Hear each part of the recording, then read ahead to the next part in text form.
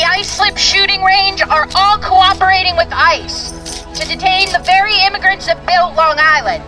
So I appreciate you all coming out here today, standing up and making an effort to learn about different ways that you can support and advocate for the immigrant community right now. Because protests are great, but building community and building the necessary support and protection networks are essential right now. So I'm going to introduce Osman Canales, a very big support and advocate who spends day in and day out protecting the immigrant community.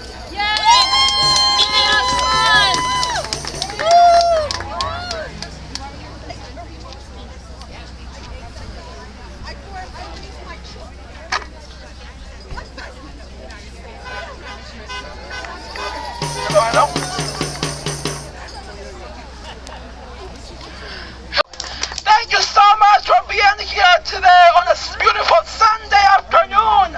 We really appreciate your time and your efforts that everyone are doing on these critical times. I have a speech here because I don't want to run over time. Okay. It's been several months now that ICE has increased presence on Long Island. Mass people without identifying themselves and without a judicial warrant are broken into houses and racially profiling Latinos, abducting people. Shame! Shame! This is unacceptable. This is un-American. We call on our elected officials for bold leadership and accountability. I have witnessed myself when a group of federal agents tried to break into a home claiming they had permission to be there. Lies. Shame! Liars! These while innocent children were terrified watching through the window at a house in Wyandotte. I also witnessed several officers try to abduct two workers from a Brentwood community while working out of a fence in a house here in Brentwood. They had no judicial warrant.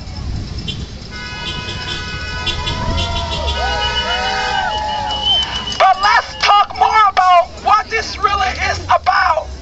This is about the racism that has existed against Latinos and community of color for way too long in this country. Right! For them, we are all criminals. And this is not about illegal immigration. This is also about making profit out of the detention of innocent people. This isn't about public safety. This is about private corporations making profit out of the separation of families and ruining human lives. As of August 2025, over 60,000 people are detained. Yes, 74% of all detainees had no criminal history. Two top detention companies, GEO Group and Core Civic, were among the Trump campaign top donors last year, donating a total of $2.7 million to his presidency campaign. ICE contracts since January alone include $353.5 million to GEO Group, $148 million to Core Civic, the top detention centers corporations in this country, and $313 million to CSI Aviation, ICE deportation flight contractor. Shame! This year, Congress passed the bill that we all know, that's a horrible bill, allocating the following: $45 billion for detention camps, 50,000 signing bonuses for ICE agents, $32 billion for ICE agents and raids,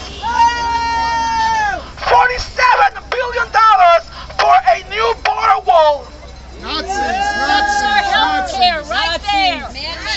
Yes, and $1 trillion tax cuts for the 1% of individuals, wealthy individuals in this nation. And this brings us $3.4 trillion added to national deficit. Unbelievable. So we all paying for it. We're not getting our health care. ICE budget now is larger than many militaries around the world. They have money for ICE while our hospitals and schools are underfunded, while cutting Medicaid, cutting SNAP, and other social services. Shame! What can we do now? We must show up, make calls to our congressional delegation, hold our local officials accountable for their silence, sign up for community rapid response and ICE Watch, attend Nassau and Suffolk County legislative meetings and speak up. Our ask to elected officials, Our ask to local elected officials is to investigate ICE practices of racial profiling and violation of constitutional rights. Investigate who is collaborating with ICE. Are local police collaborating with ICE? Is the sheriff cooperating with ICE? I have a feeling they are. Are fire departments cooperating with ICE? Yes, they are. Is Brakeman cooperating with ICE? Yes, yes. Silence is not an option. Your silence is complicity. We call on ICE out of Long Island. Now I will read the names of 25 innocent individuals that have been taken in the last few months from our Long Island neighborhoods. And I ask for a moment of silence after I conclude reading the names. We're asking for some silence, okay, everyone? Silence. Let me read names of all Silence. those abducted by ICE. These are 25 individuals with no criminal history taken on their way to work, on their way to buy groceries for their children, or adopted from their homes without a judicial warrant. Mario Dagoberto Sordo Interiano. Nubia Yesenia Martinez Ventura. Guillermo Jerónimo Hernández. José Brizuela. Santos Alexander Flores. Marvin Alexis Santos. Cruz Eduardo Sánchez Gutiérrez. Walter Antonio Ramírez Ortiz. Kevin Ellison Macia Paneso. José Adalí Magaña Gutiérrez. Mario Morocho. Nesterio Morocho. Héctor Orlando Ilia Santos. Teresa Velázquez Guardado. Judy Guadalupe Martínez de la Cruz. Israel Chocó Santos. Alberto Velázquez Tecén. José Norberto Cordero Hernández. José González. Andrés Chima Uyaguari. José Cruz. Diego Neftanalaí Maldonado Fuentes. Ángel Moisés López Canales. Omar Rocael Chabac Por. And lastly, Eduardo Cruz Sánchez Gutiérrez.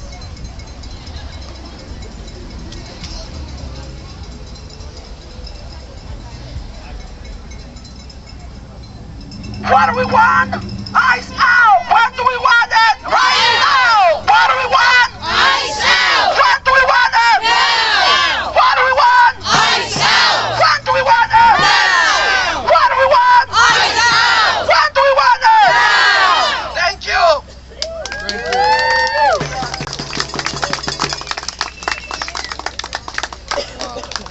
I'd like to thank Osmond for that because sometimes we forget that these are real human beings. They need to be humanized. They're not just another number on a list. We saw that happen in another country, and they were all gone. So we need to continue to remind ourselves that these are real people on our streets that are getting picked up consistently and brought to God knows where, or even worse, the Nassau County Jail, where Nassau County makes $159 off each and every individual each night they stay. This is a for-profit system. This isn't for the safety of Long Island. It's all about the Benjamin. It's all about the money. So follow the money and continue to say their names and demand ICE off our island. Now I'm going to invite Jessica, who is from Carson, and she's the legal director, and she's going to talk to us about some ways that we can help the community. Go Carson! Jessica. Go Carson! Hi, can you guys hear me? Yeah. Yes, sweetheart. Hi, everyone. My name is Jessica. I am the legal director at Carson. As well, there we go. Better. Mics I'm good with. Still learning my way around these. Anyway, my name is Jessica Greenberg. I'm the legal director at Carson, as well as an immigration attorney. It's good to be here in community with you all. As was mentioned, I was asked to come here to speak about the services that Carson provides. But to give you some history first, we've been around for 40 years on the island.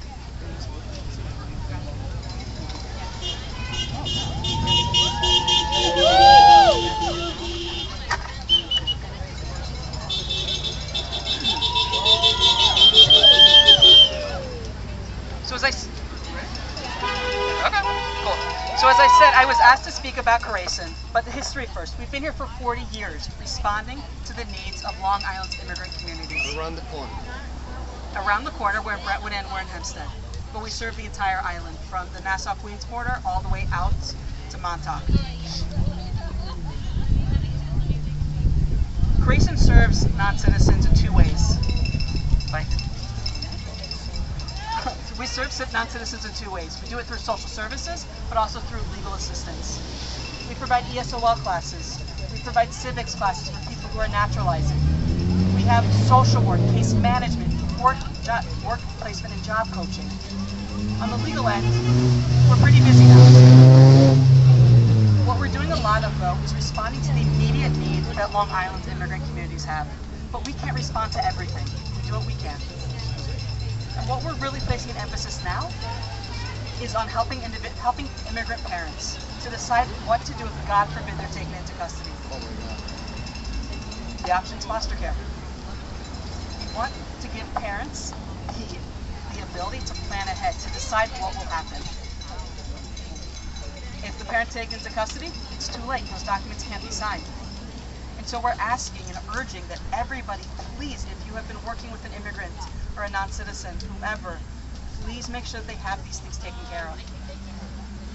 I can't tell you how important it is, because again, the option is foster care. If the parent is deported, it's nearly impossible to get a child out of foster care if you're abroad. The other services that we provide is we know it's scary to go to immigration court now. We know that if you go to immigration court, there's a very good chance that you may be taken into custody. That shouldn't happen. These are people who are doing what they're supposed to be doing, who are following the judge's orders. The judges, for the most part, don't even want this to happen, but they have no control. And so what we can do to protect our Long Island neighbors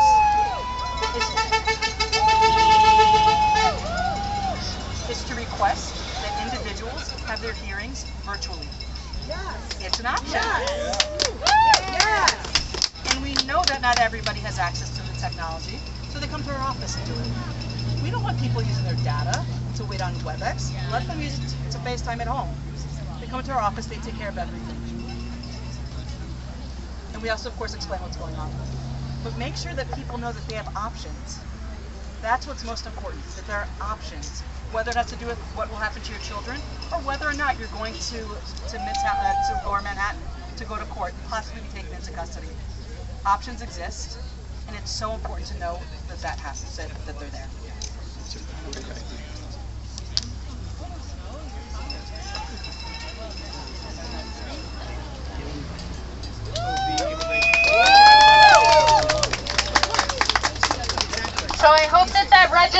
everyone here, tell anyone that you work with, people in your immediate community, anyone that you know that could possibly be unaware of the resources provided by Carcenet.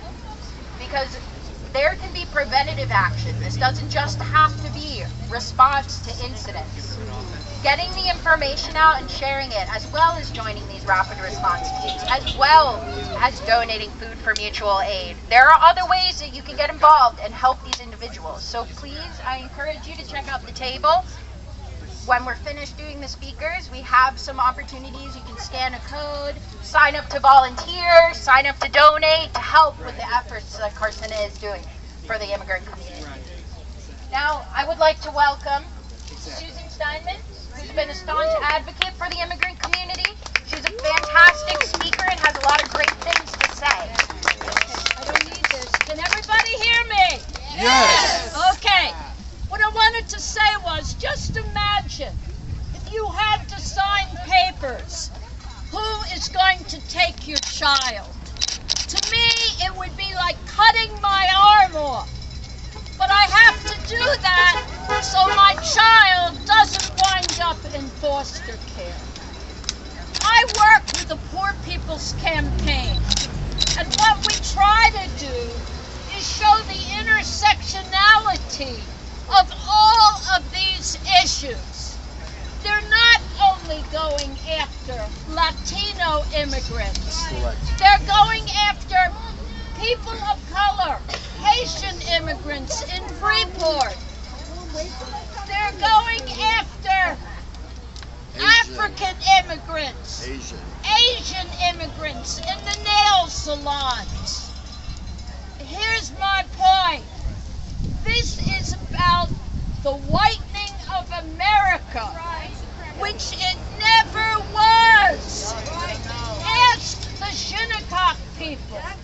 They were here 10,000, 15,000 years before the first European showed up on Conscience Point. So we need to call it out for what it is. It's racism, pure and simple. That's right. And we need to tell our neighbors there's another aspect to this, and that is the labor movement. Who are some of the best organizers now in the union? They are Latino women and men. And that is why they're going after people like David Huerta in California. And they're going after organizers. Because it's a backdoor way of weakening the labor movement as well. If you think it's not coming to your door today, it'll be by your door tomorrow. Right. Got it. One of my friends said they are now picking up homeless people all over Long Island because they are an easy target. Okay? So I know that the Long Island Coalition for the Homeless is trying to work to help homeless people.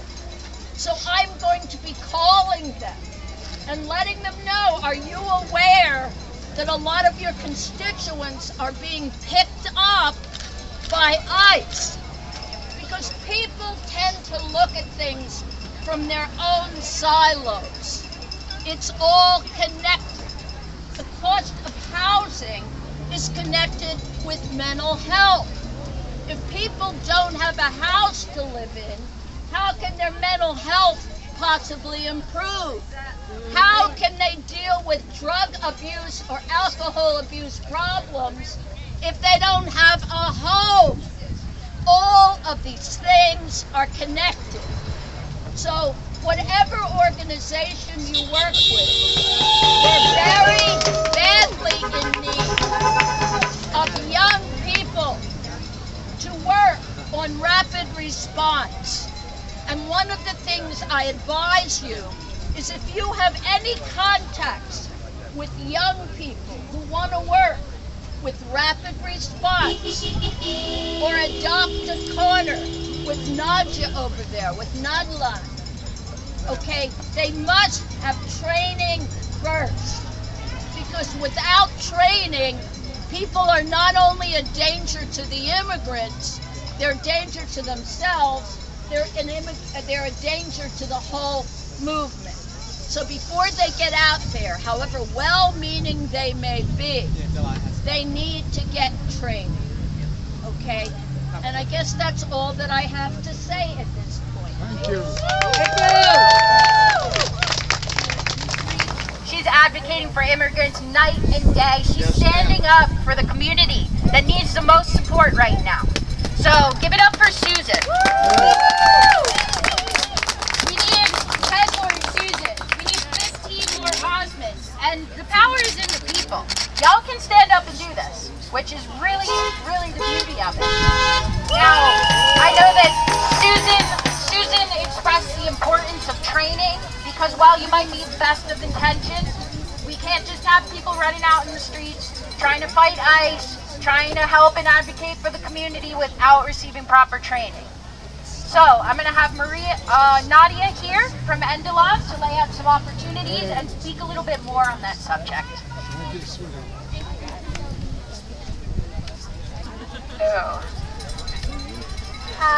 First, thank you, Paloma. Thank you, Assemble Long Island, for organizing this. I think for us in the communities that are organizing, this is an amazing opportunity to be able to connect with different people from different parts of Long Island. I didn't have anything prepared, so I want to say 3 very basic things. The first is I want to agree with Osman in everything that he said about how ICE's budget is getting bigger and bigger and bigger, and that means that our problem is unfortunately going to get much worse. Right now, we are, I hate to say it, but right now we're in a little bit of a time, we have a little bit of a time, a little bit of a lull. This is the moment that we need to take to get prepared and get organized, because it is going to get much worse with the amount of budget that has increased. The situation is also going to increase in the same way. So that was number 1. Number 2, I wanted to show you this poster because Gilmar Agrego Garcia is free. Now the thing is, why is he free? He's not free because of the legal system. He's free because there was a national fight to support Gilmar. He's free because a senator went to visit him in Central America to find him, to find his constituent. His family was fighting for him. His family was out there. The whole community, nationwide, people were supporting him, right? It was shown as a travesty, an abuse of power, a crisis, right? That's why he has been able to get free. Will he stay free? Well, I don't know, because the Trump administration is going to continue to go after him, okay? So he's not home free, as they say, right? There's still a fight. But I wanted to mention that because it's an important example for us to learn from. When we stay quiet, when we hear about these situations, when our neighbor is arrested and we don't do anything, right? When we hear, oh, there were 2 guys who were arrested at the 7-Eleven, oh, too bad, we don't do anything, that's a problem. We need to make sure that we have both the network that is alerting people that ICE is coming and the network that is responding and supporting people when they are arrested. So we need to take multiple levels of action. And I think that case is an example of how we can do it. I think it can be done. And so the last thing that I wanted to say is that I wanted to mention, to thank the legislator for being here. Yes. Because it is rare, unfortunately. It is unfortunately very rare that any local legislators, any state legislators, any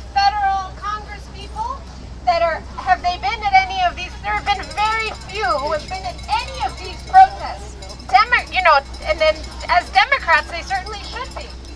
But it's been very rare. So I want to say, any legislator, any elected official that tells you at the local level that they can't do anything, that's not an excuse. They are putting up excuses to say that they can't do anything, but they can do a lot.